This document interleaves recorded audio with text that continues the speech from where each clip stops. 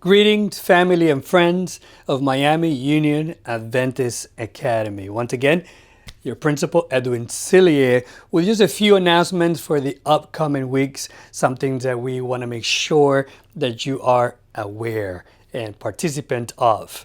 Starting with tomorrow, March 11th at 9 a.m. From 9 a.m. to 3 p.m., Northside Seventh-day Adventist Church is having a community health fair.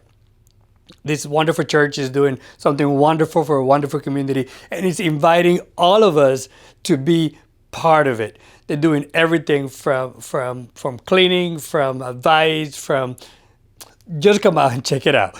There's a flyer right here. I'm going to send it with this email as well with more information about the health fair at Northside Seventh-day Adventist Church from 9 a.m. to 3 p.m.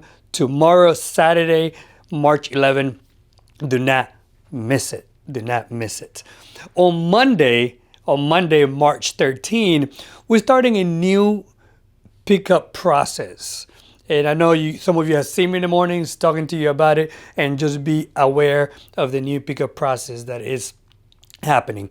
Please, please, please, as we begin this new process, we are using the back gate, the pedestrian gate, what it's called, on the roundabout. Let's use the roundabout. Let's take the time to get ready to drop our kids off in the process of expediting and being just nicer for everybody.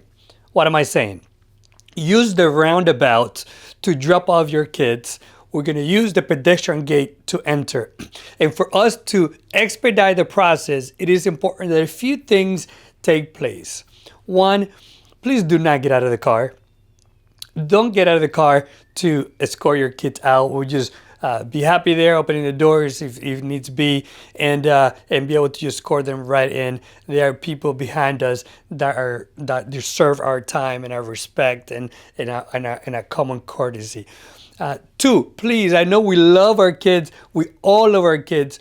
Shower them with kisses and with hugs and with love and everything that they need before you drop them off. In other words, do it in the morning, do it at home, give them all they want. Please do not get out of the car. Do not take that moment as people are waiting behind you to love your kids to death at that moment.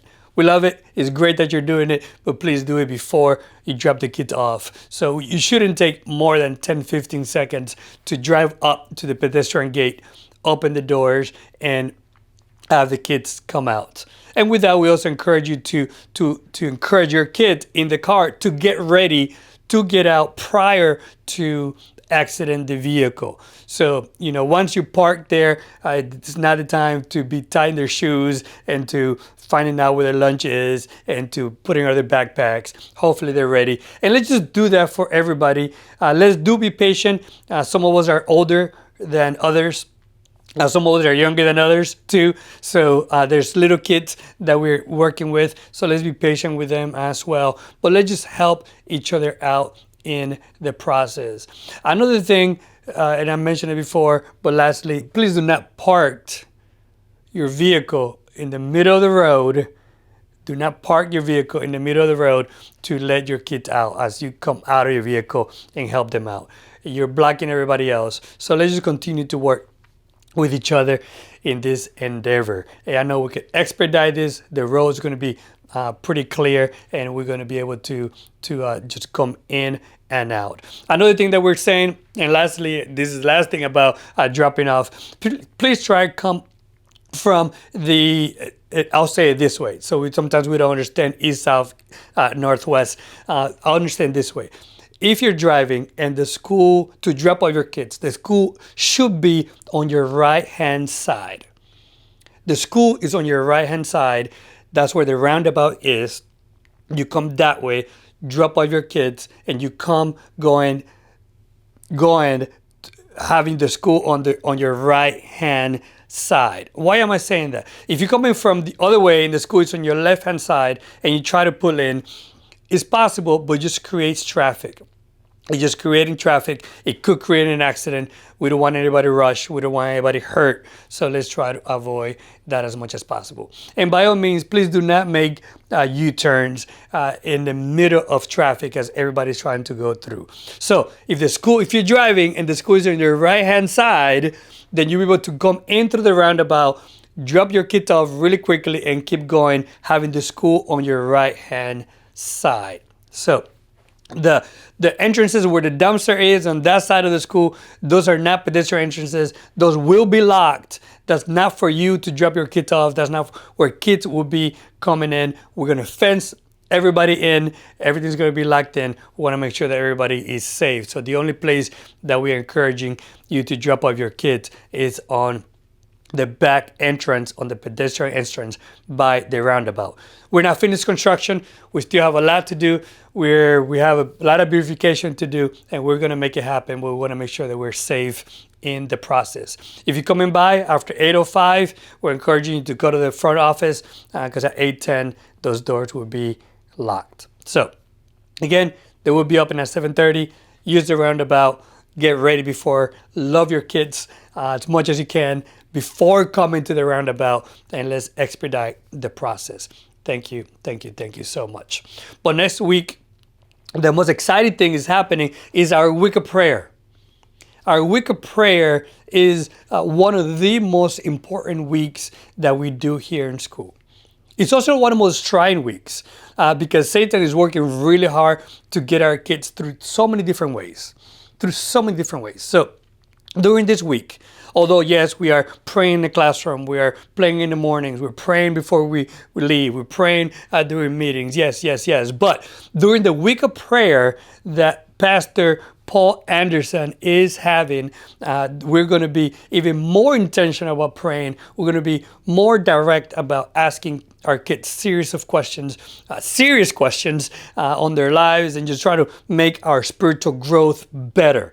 So I'm asking everybody, twice a day, pray for the staff, pray for our kids, pray for the school, pray for the community, and pray what's happening in our hearts. Pray every single day of next week. Pray. Because yes, Satan is out to devour every single one of our kids and our staff and our parents and our community without hesitation. So it is a spiritual war that we're in. Let's continue to fight it, and we could do that in prayer. So pray.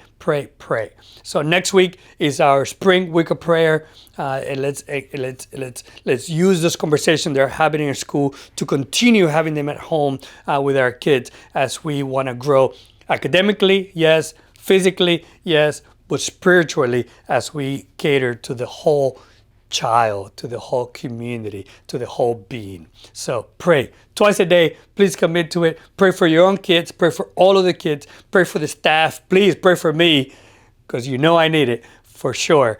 And I'll highly appreciate it.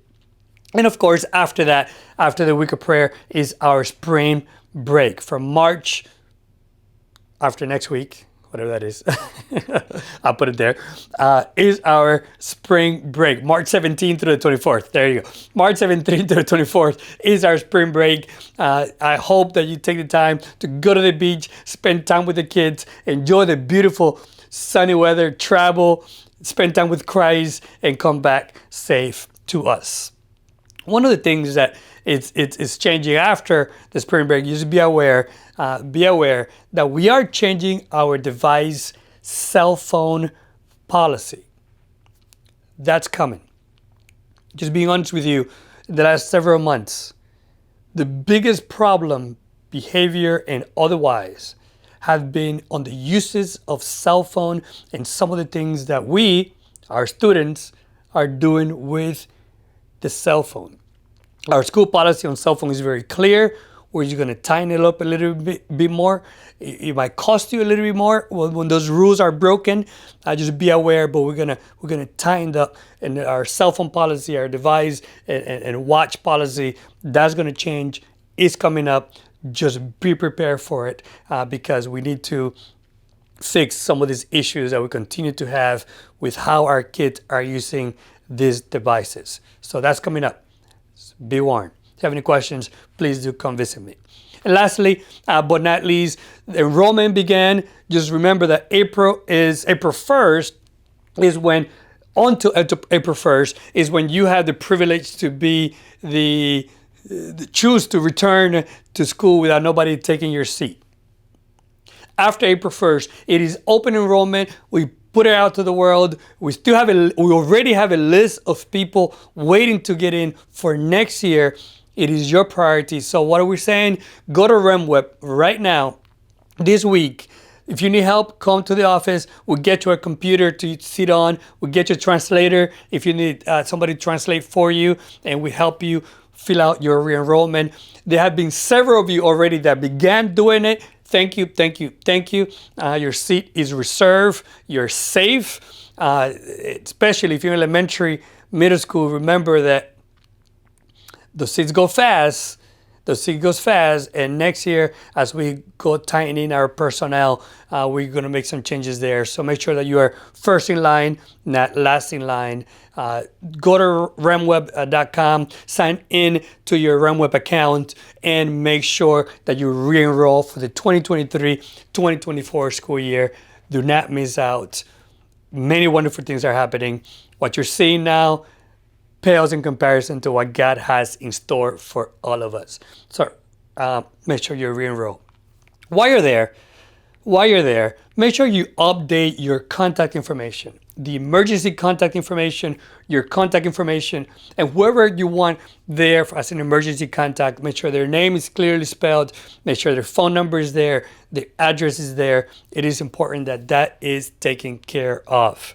So again, tomorrow is our healthcare, our Northside Seventh-day Adventist Church. See the flyer. I emailed it to you as well. Week of Prayer is happening next week as we begin also our new form of dropping our kids off. And remember, the week after that, it is our spring break. Coming after that, cell phone policy will change. Just be aware. Thank you. Thank you for the time. I know this was longer than my usual videos. Hopefully you saw it from the beginning to end. Share with the other classmates, with the other families. Let's begin to grow together financially, spiritually, physically, and all the wonderful ways God has for us to grow. Thank you. May God bless you. Take care. I love you. God loves you more. Bye-bye.